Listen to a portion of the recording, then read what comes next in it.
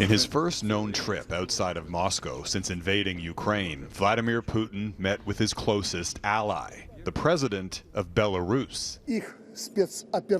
Alexander Lukashenko blamed Russia's massacre of civilians in Bucha on British special forces and reiterated Belarus's support for Putin's so-called special operation.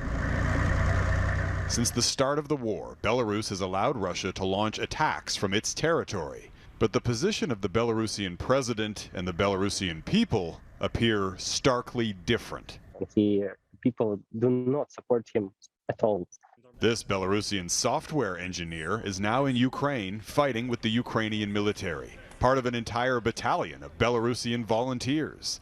One of their goals, to restore the reputation of their people. It was a big shame personally for me that Russian tanks invade Ukraine from the territory of my country. For their actions, he and others would face long prison sentences if they ever returned home to Belarus.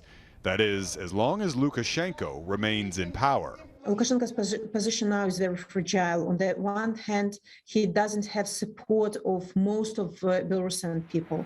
This Belarusian opposition leader lives in exile. Her husband was arrested while trying to run for president in 2020, so she took his place and lost, sparking mass protests and allegations of voter fraud.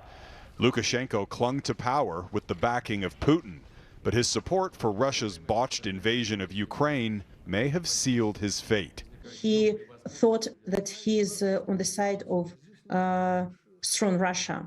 His future is under huge question. Some experts believe Lukashenko's tenuous position is why he's resisted Russian pressure to become directly involved. By engaging in the ground war directly, Belarus can set and train dynamics that could in fact lead to popular unrest, which could indeed lead to the overthrow of the Belarusian regime itself.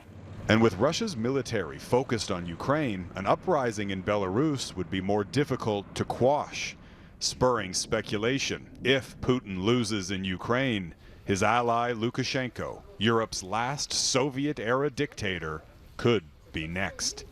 Jeff Semple, Global News, Toronto.